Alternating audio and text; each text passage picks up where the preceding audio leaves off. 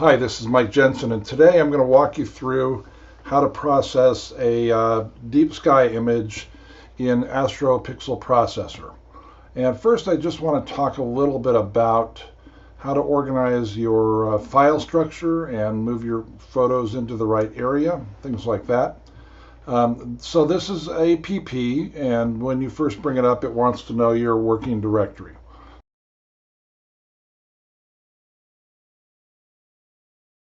For this image, I'm going to show you the Rosette Nebula. So we're going to click on that one. And then I'm going to use this folder called Working Folder 2. I've already worked through the image in Working Folder 1. And so now I'm going to show you how I did it. So there is how you set up your working folder. There's a lot of other areas up here. Places you can enter your license. You can configure how the CPU is used by using this slider here. This is the main menu. It starts there, is zero menu for RAW and FITS files. It supports both RAW file images for DSLRs and mirrorless cameras, as well as what's called a FITS format image for dedicated Astro cameras. When you hold the mouse over a certain button, a help menu comes up. These are the supported pixel patterns for the image. So just hold your mouse over any one of these. You can see here there's a huge amount of information. And as we go along, I'll try to provide you with some of this information as well. I'm going to click on the Load tab, and the first thing you want to do is just enter the name of how you want it to be known as. So we'll just call it C49,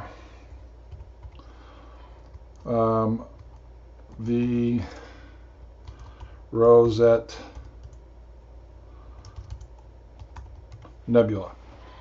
And then what you do is you just start loading your lights. Lights are the images that you take with your camera. These are the main subject images, and you just click on them. So before we go into adding the lights, I want to show you how to set up your file structure. I have the folder structure set up in what's called a template folder. For me, that just means everything's empty in there, and really what I'm going to do is copy this guy over. It includes empty folders for luminosity, red, green, and blue, also hydrogen alpha. You can add some other folders for narrowband if you want to, and also calibration frames for bias, dark flats, darks, flats, and then your logs is where your auto run, your PHD2 files might go. I tend to copy those over all the time as well. Once they're copied over, they're going to look like this. You're going to have all these light files in here, and this is where you're going to pull your data from. So all this work is done before you get into APP and start pulling your data. And what I want to show you about this is when you start loading your lights, and I'm going to pull over from that other working folder. It won't have anything to do with what we're doing. Here's a good example. When I pull over the reds, click open, it brings a dialog box here, and it says which are the channels that you're using. I'm going to click red,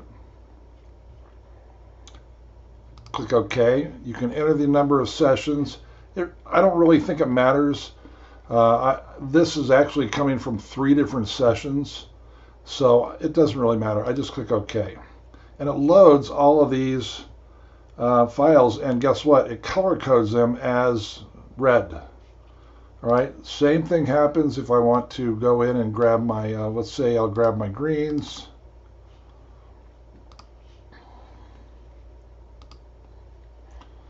You just hold down the shift button and select them all. Green, and look at that, I've got green. If you're working with DSLRs,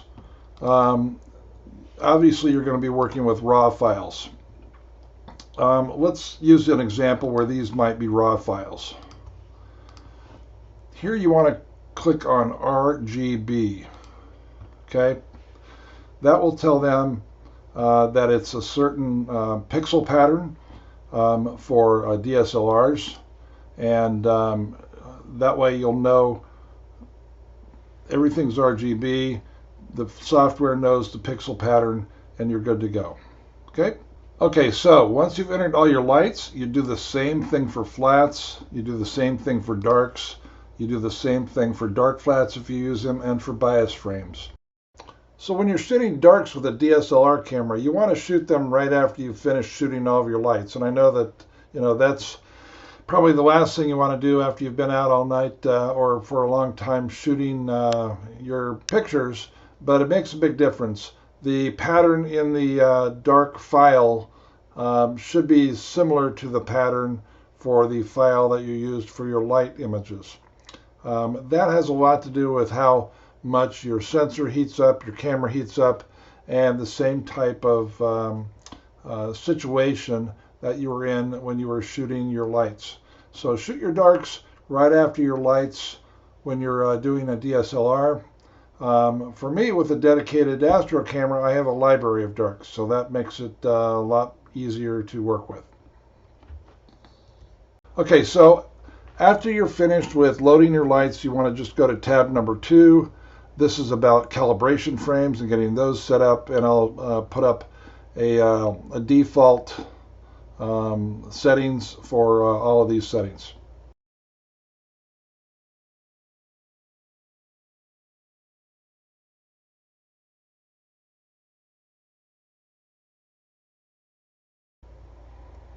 Number 3 is analyze stars. I don't do anything with it, just leave it be. Number 4 is register. I'll be honest with you, I really don't mess with any of this. Next you go to normalize. Again, everything is set for a good default. I'm good to go. Number 6, tab number 6 is the big tab. Here's where you select how you want things to be integrated or processed. How many of your lights do you want integrated? I think it's a good habit to get into of just doing like maybe 80% or 90% or something like that. That way it picks the top number of lights, processes those, drops out the ones that just didn't turn out so well, and you get a much higher quality image. So know this, when you're shooting, you need to be shooting enough so that you can drop out the ones that are lower quality. The rest of these are pretty much default settings, and I will show you the default settings as we're going through. And once you have all this set up, you click integrate. And when you click integrate, it starts to churn and burn. So sometimes it can take, maybe 20, 30 minutes. It really depends on how many images you have. I did, this image has over 150 images, and when I first processed it, it probably finished it in about an hour. And when things get finished in APP, you hear this big gong.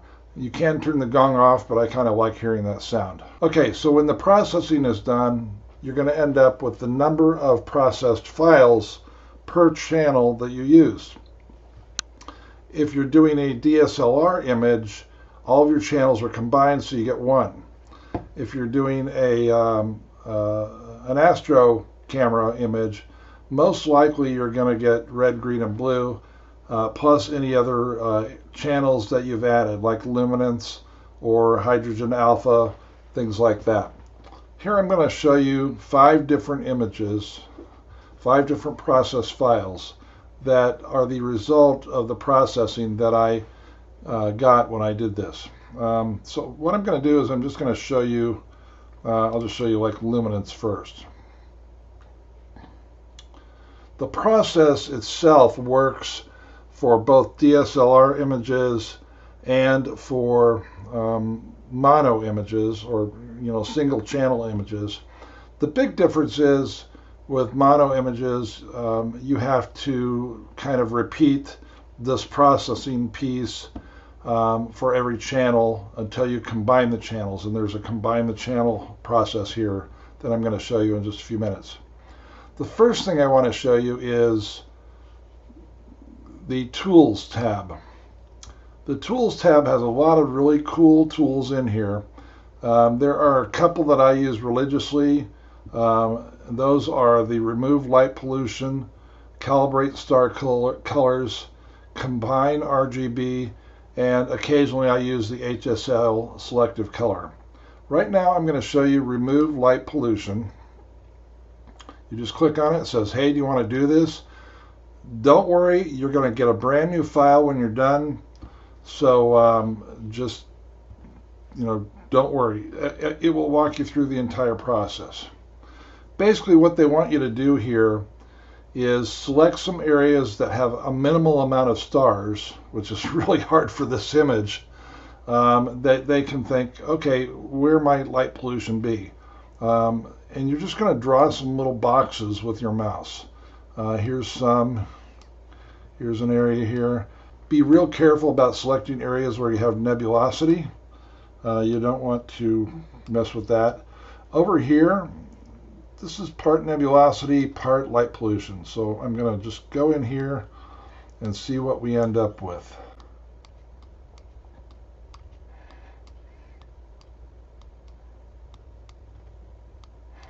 Okay, that's probably enough.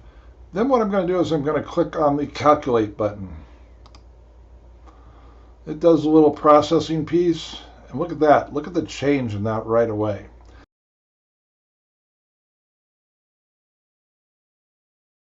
I end up with 2 red boxes and a couple of green, or a couple of yellow boxes, which basically the software is telling me those were bad selections. You might want to consider selecting in a different area. So I'm just going to select a couple of areas in different areas and then reprocess it and just see what happens. So I'm going to remove yellow, remove red. Let's see what happens. Okay, so guess what? I got some more reds. You could go on and do this all day. I'm not going to, but the bottom line is you're going to go through this, and once you do this, you click OK and save. It says, how do you want to save this?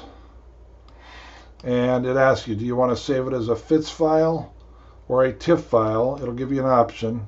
How do you want to do this? So I'm just going to click OK.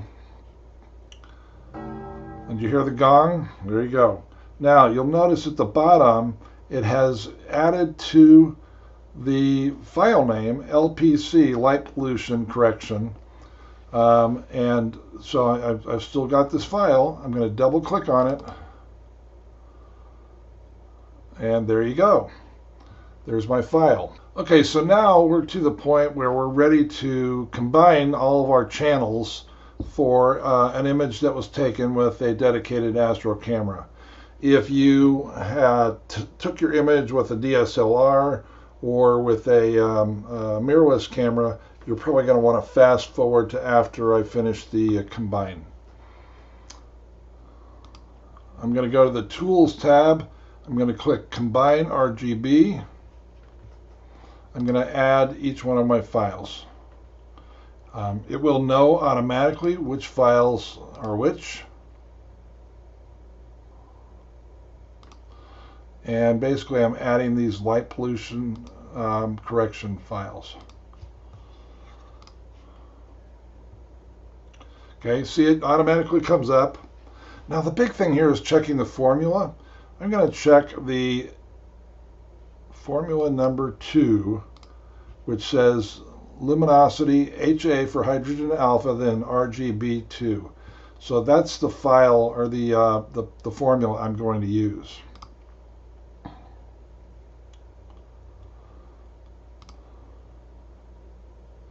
And now it's just adding everybody in, and then I'm going to have a chance to combine everybody here in just a moment. Okay, so over here on the left, you can see that I've got 5 different channels. The formula itself does a couple of weird things, so just be aware that it's going to give you 20% green, 10% blue in your red area as well as 100% red. You may not want that. That's fine, no big deal. You can change it here anytime. So what we're going to do is just click on Recalculate. You'll see a progress bar go across, and there we have it. So there is everything, combined together. Now you think, wait a minute, it should be a lot more colorful than this. Well, we haven't checked the saturation button over here on the right. This is what's called the stretch area. Adjustments for things like your white and your black values, your contrast, your saturation, things like that, sharpening. It's kind of like the develop module in Lightroom or the camera raw filter in Photoshop. I'm going to click on saturation. It's going to run through again, and you'll see a noticeable change here. So now we're to the point where we're going to begin kind of what they call the stretching process. Over here on the left, you can move this slider left and right to help bump up the how much of that channel is included in the image. For example, we probably want a little bit more hydrogen alpha because we know there's a bunch out there. We can recalculate that.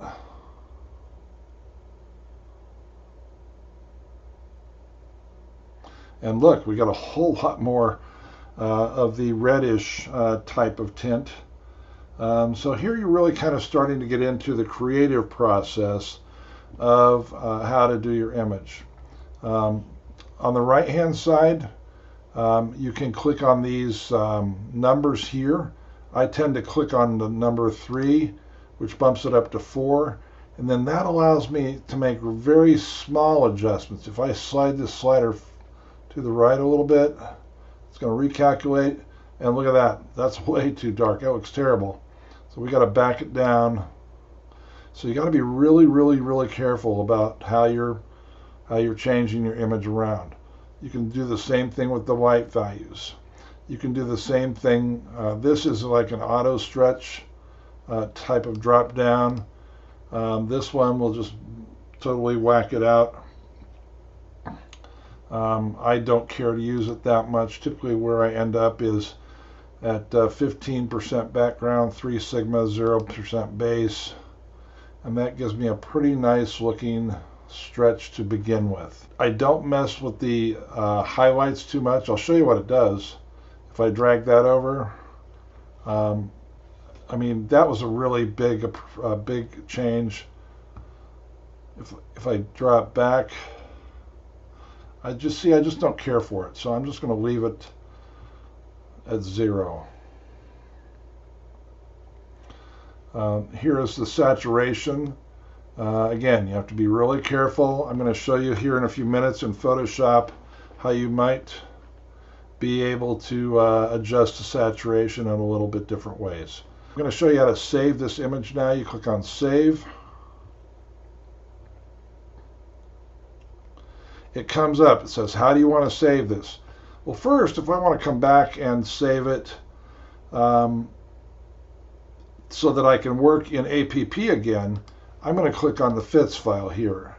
But I really still want these 32-bit files available to work in because that gives me the best flexibility. But for a file that we want to take to Photoshop, let's go to TIFF. Let's go to 30 or 16-bit integers, and then you just decide what kind of color profile you want to use. I typically go with 1998 Adobe RGB, and I prefer working on a 300 DPI image. That's going to do that. Okay, and then we're going to switch over to Photoshop here in just a minute, and I'll show you kind of how you can go finish this image out. Okay, so we're back, and of course this is not Photoshop, this is Stellarium. This is the web version. One thing I always like to do is I like to present the image the way it's kind of shown in the night sky based on, you know, the time I took it. And sometimes the way your camera's set up with your imaging train, or the way things get moved around, it doesn't always come out that way. So what I'm going to show you is just how to check what it looks like. Now I entered in Rosette Nebula. I'm zooming in, and look at that. So here is the Rosette Nebula, and the next thing I'm going to do is just kind of show you how mine ended up. Mine ended up a little bit wonky. Okay, here's the way my image ended up, and actually it kind of ended up sideways. So what I'm going to do is I'm just going to rotate the image clockwise, and that gets it pretty close to where it was. If I hit Command T and for transform, I can get it a little bit closer, and this is about the point where I'm going to want to do a little bit of cropping in. And I hit the crop tool and just drag it in a little bit. I'm not going to do a final crop yet. Some of my colleagues really like the idea of doing a crop in your processing software, which I kind of don't like to do. So here is a cropped image, and I know that I'm going to have to do some more cropping because I've still got some overlays from you know, when I did the meridian flip and things like that. So the first thing I'm going to do is turn off the background and turn it into a layer. I just turned off the lock. The next thing I'm going to do is convert it into a smart object. That allows me to do whatever I want to do to the image without, you know, permanently doing it. There are other ways of doing it. I prefer the smart objects. And the first thing I can do is just go into a filter and camera raw filter. It brings up Adobe Camera Raw. And what do I want to do with this image? Well, I probably want to bring out a little bit of texture, and I want to bring out a little bit more clarity. So that's a good start. I probably want to drop the blacks back a little bit, not a whole lot. That's probably a good start. All right, so you can see what you know, what I did, but just by clicking the eye icons here. Here's beginning. Here's the settings that I did. The next thing I'm going to do is add a levels adjustment and drag. Again, this is why they get the idea of stretching, because you're stretching the histogram. I'm going to drag the left dark one there. See what happens? Darkens the image. I'm going to drag this one over just a little bit. And then I'm going to look at the mid-range and say what area really works for me here. And I think I'm going to pretty much stay fairly close to where I started. Okay. The next thing you can do, if you want to add a little bit more color, add a little bit more saturation, the hue saturation slider.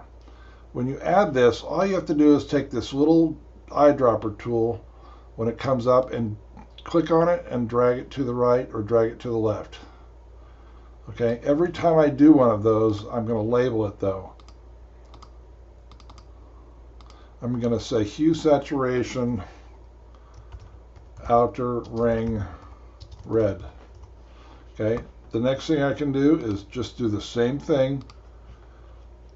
Here it comes up again. If I want it just a little bit more richer pink or magenta, I can do that.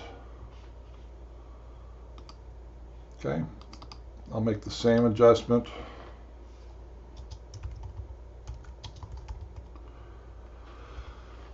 Okay, so that's not a bad looking image there, but I'm going to do a couple more things. I'm going to hit Command Option Shift E which combines all those layers and gives me a new combined layer up to the top. The next thing I do, and I really like this feature in Photoshop. Let me zoom in a little bit for you. I'm going to duplicate the image, and I'm going to run what's called a high pass filter on it, which has the effect of doing some sharpening. I've found that this one works pretty good here. Now, I'm not going to leave it like that, but all I have to do is change the blending mode to something that works a little bit better. And you know, you'll see it changes all the way down. Typically, I've found that overlay or soft light look pretty good. And here maybe overlay is where we want to be. That's a pretty nice looking image. Okay, so if we're happy with that image, let's do a save as copy.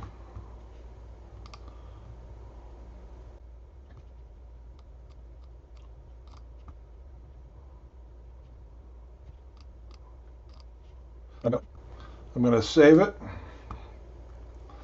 And there's probably one more step or a couple more steps that I want to do with it. The next thing I'm going to do is do my final crop. I'm going to bring in this edge just a little bit.